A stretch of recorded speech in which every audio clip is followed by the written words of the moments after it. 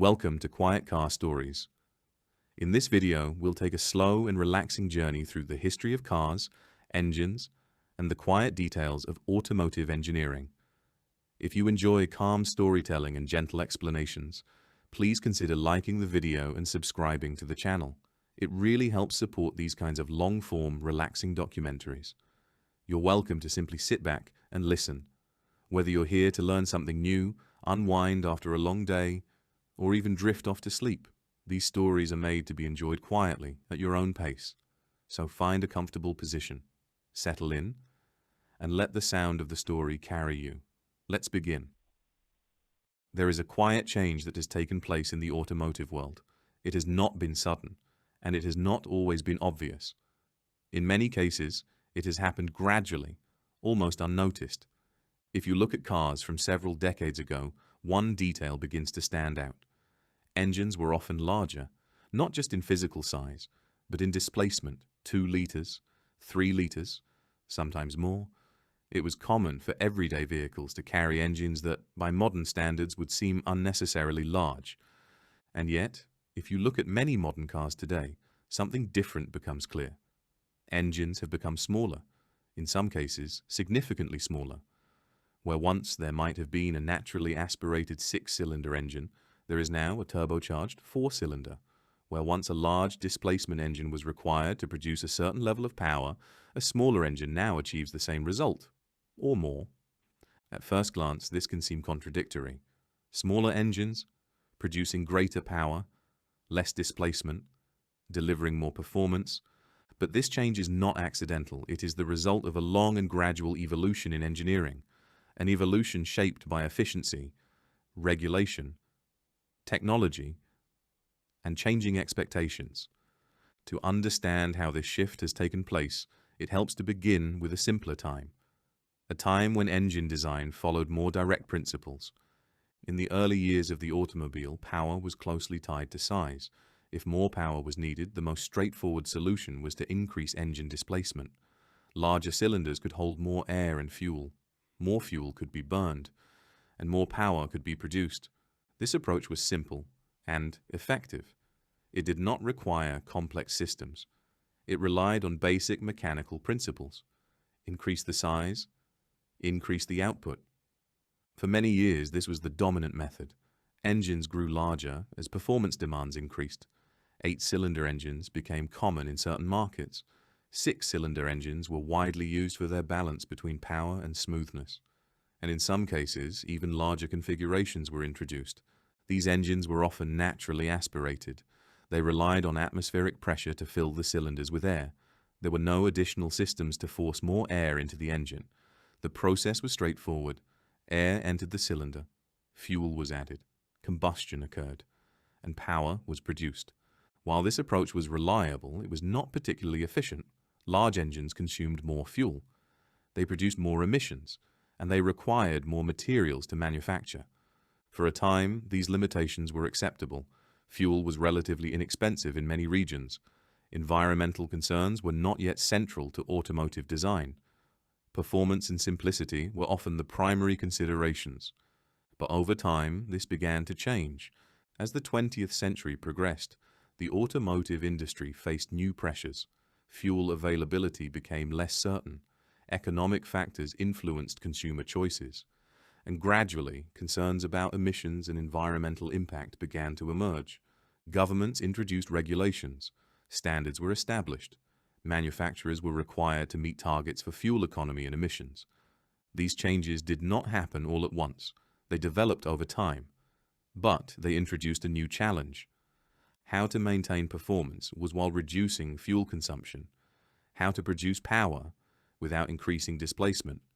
Simply making engines larger was no longer a viable solution. Instead, engineers began to look for ways to extract more performance from smaller engines, to do more with less. One of the earliest and most important tools in this effort was forced induction. The idea itself was not new. It had been explored in aviation and industrial applications, but its use in passenger cars became more significant as efficiency demands increased.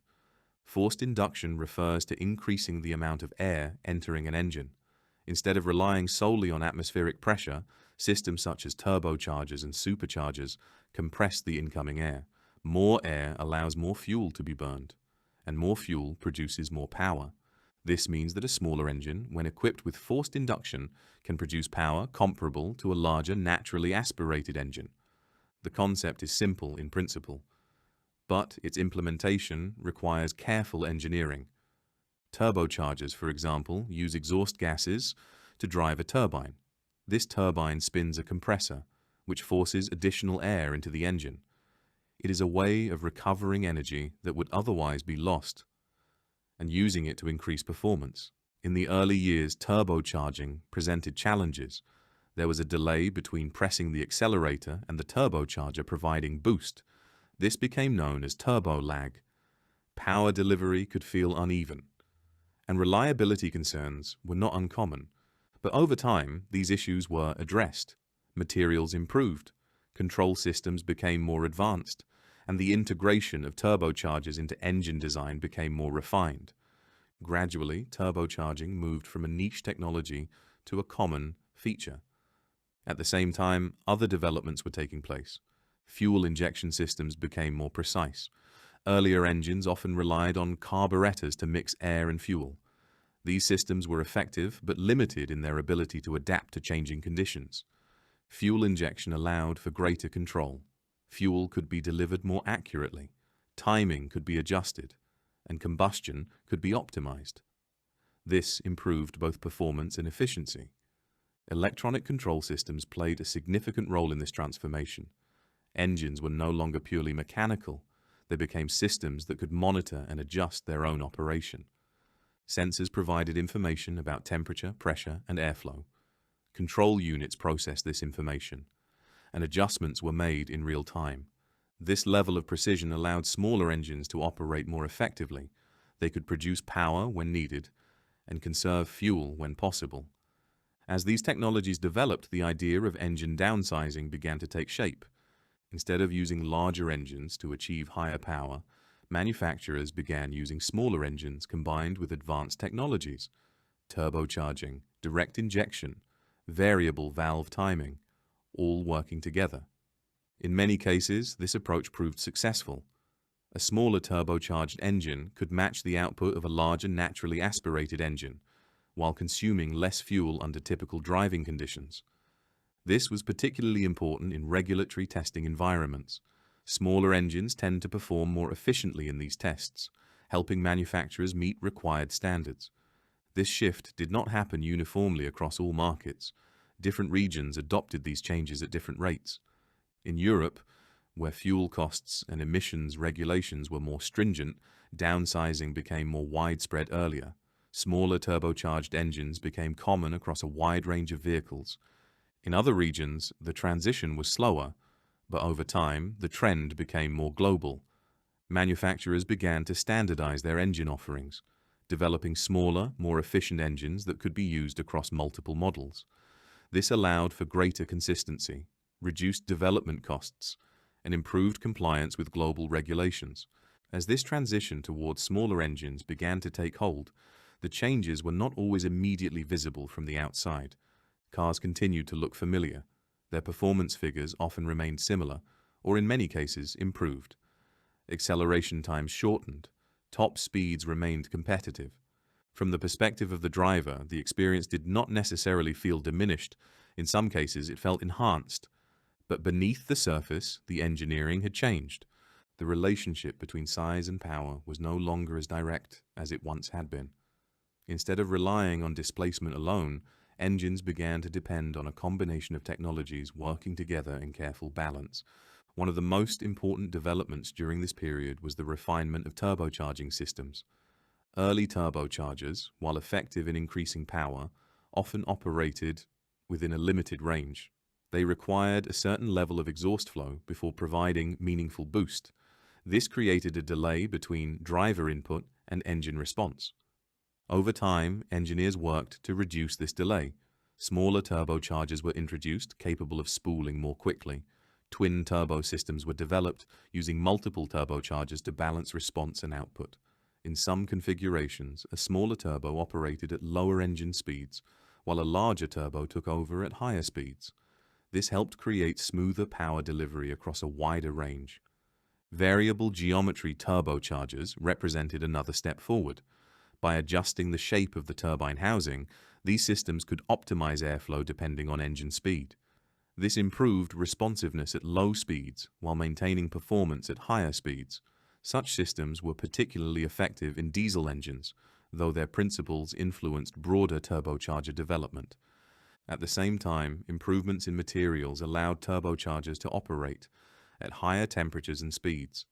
Modern turbochargers can rotate at speeds exceeding 200,000 revolutions per minute. At these speeds, even small inefficiencies become significant. Precision manufacturing became essential. Balancing components, reducing friction, managing heat. All of these factors contributed to the reliability and effectiveness of modern turbocharged engines. Alongside turbocharging, fuel delivery systems continued to evolve.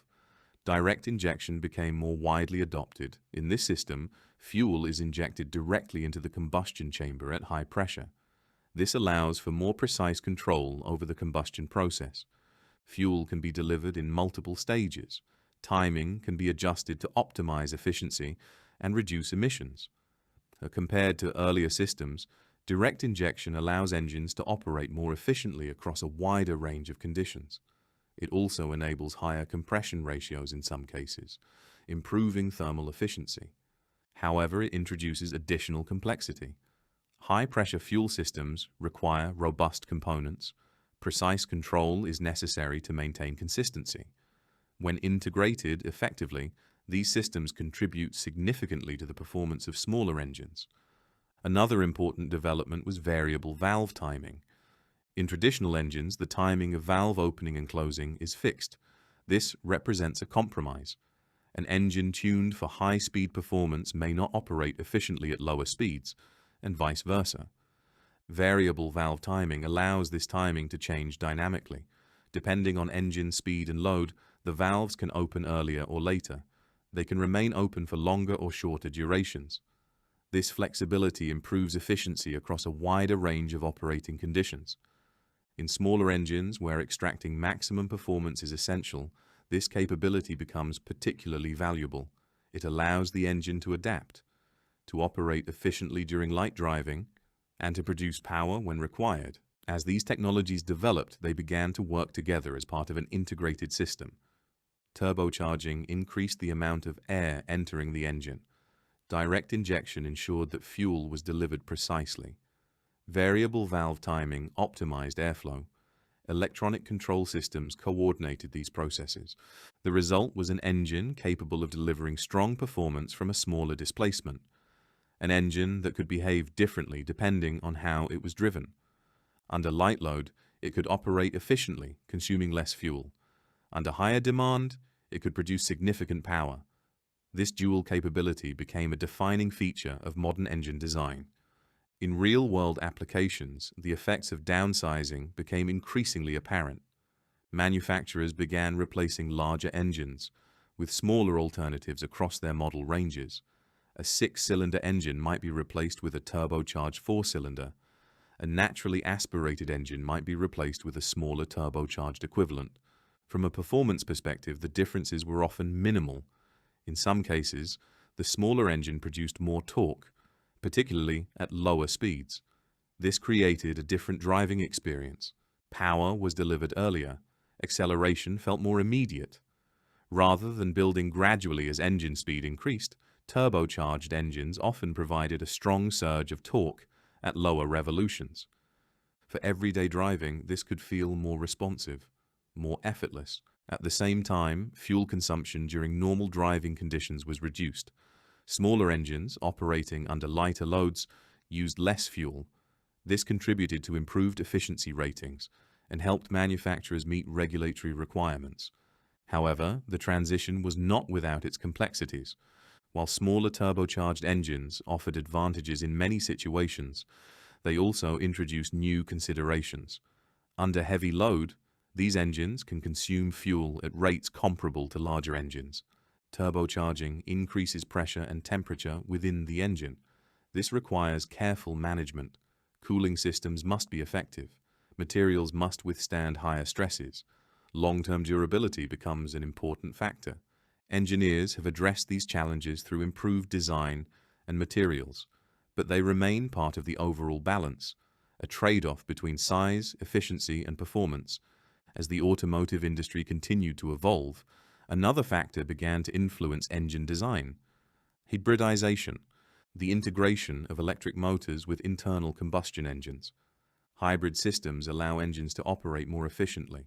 Electric motors can provide additional torque when needed, reducing the load on the engine. This makes smaller engines even more viable. The engine does not need to handle every demand on its own. It can be supported by the electric system. This further reinforces the trend toward downsizing.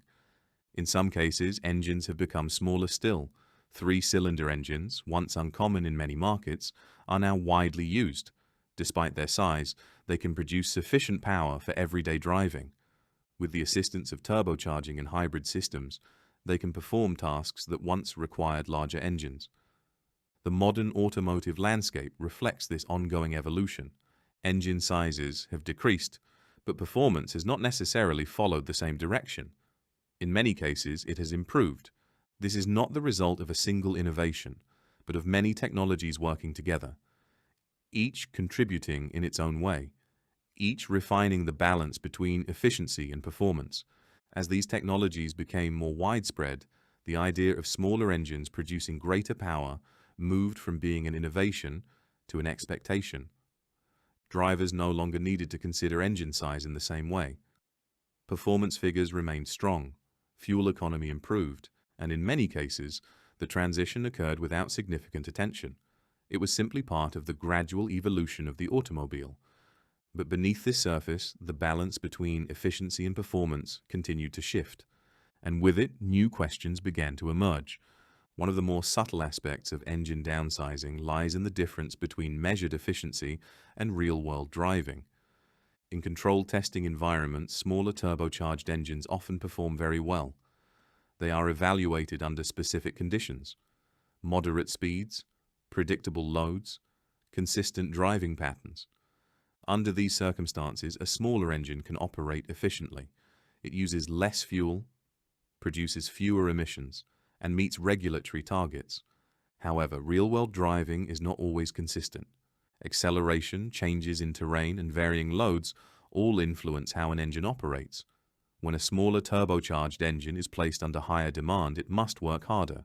Boost pressure increases. More fuel is required, and in these conditions, fuel consumption can rise. This does not negate the benefits of downsizing, but it highlights the complexity of balancing efficiency with performance. The engine is designed to operate efficiently under typical conditions, but when pushed beyond those conditions, its behavior changes. At the same time, emissions regulations have continued to evolve. Standards have become stricter, testing procedures more comprehensive. Manufacturers have introduced additional systems to manage emissions. Catalytic converters have become more advanced. Particulate filters are now common, even in gasoline engines. Exhaust gas recirculation systems are used to reduce certain emissions. All of these components contribute to cleaner operation, but they also add complexity. The modern engine is no longer a simple mechanical system. It is part of a larger network. Sensors, control units, and after-treatment systems all working together. And within this network, the size of the engine is just one factor among many. Another important development in the modern era is the increasing role of electrification. Hybrid systems have become more common. Electric motors support internal combustion engines, providing additional torque, reducing fuel consumption, improving efficiency in stop-and-go traffic. In this context, smaller engines are particularly well suited. They handle baseline driving conditions, while the electric motor provides assistance when needed. This allows the engine to operate within a more efficient range, reducing the need for larger displacement. In some vehicles, the internal combustion engine plays a secondary role, acting as a generator rather than a primary source of propulsion. In these cases, engine size can be reduced further, as it no longer needs to respond directly to driver input in the same way. Fully electric vehicles represent a further step in this progression. They do not require internal combustion engines at all. Electric motors deliver torque instantly, across a wide range of speeds, the concept of engine size becomes less relevant, and with it, the discussion of downsizing begins to shift. The focus moves away from combustion toward energy storage and delivery. Yet, even as electrification grows, internal combustion engines remain in widespread use. And within this space, the trend toward smaller, more efficient engines continues. Manufacturers continue to refine their designs, improving efficiency, reducing emissions, balancing performance with sustainability. If we step back and consider the full arc of this development, a pattern begins to emerge. In the early days of the automobile, power was achieved through size. Larger engines produced more power. The relationship was direct, clear, and relatively simple. Over time, this relationship became more complex. Technology allowed engineers to extract more performance from less displacement. Turbocharging increased airflow. Fuel injection improved combustion. Electronic systems optimized operation. The result was a shift from size-based performance to efficiency-based performance. Engines no longer needed to be large to be powerful. They needed to be well designed, carefully controlled, integrated into a broader system. This transition has not been driven by a single factor. It is the result of many influences: regulation, technology, consumer expectations, environmental considerations, each one contributing in its own way, each shaping the direction of development. Together, they have created a new approach to engine design, one that values efficiency alongside performance, one that seeks to do more with less. There is also a change in how drivers experience this technology. In larger, naturally aspirated engines, power often builds gradually. As engine speed increases, so does output. The relationship is linear, predictable. In smaller turbocharged engines, the experience can be different. Torque is often delivered earlier, more immediately. The engine feels responsive at lower speeds, but may not continue to build in the same way at higher speeds. This creates a different character, not necessarily better or worse, but different. For some, the change is barely noticeable. For others, it represents a departure from what came before. But in either case, it is part of a broader pattern, a gradual transformation. As the automotive world continues to move forward, the role of the internal combustion engine will continue to evolve. Downsizing may remain relevant in the short term, but over longer periods, electrification may reshape the landscape entirely. What remains constant is the process of adaptation. And so, the story of smaller engines producing greater power is not a contradiction. It is a reflection of progress, a shift from one method of achieving performance to another, from simplicity to complexity, from size to precision. It is a reminder that in engineering, outcomes are not always achieved in the most obvious way. Sometimes they are the result of careful refinement, of many small improvements, and perhaps that is the quiet nature of this change. It did not arrive suddenly. It did not announce itself loudly. It developed gradually, almost unnoticed. And yet, it has reshaped the way engines are designed, the way cars are built, and the way performance is understood. In the end, smaller engines producing more power are not an exception to the rules of engineering. They are an example of those rules evolving, adapting to new conditions, responding to new priorities, and continuing, as they always have, to move forward.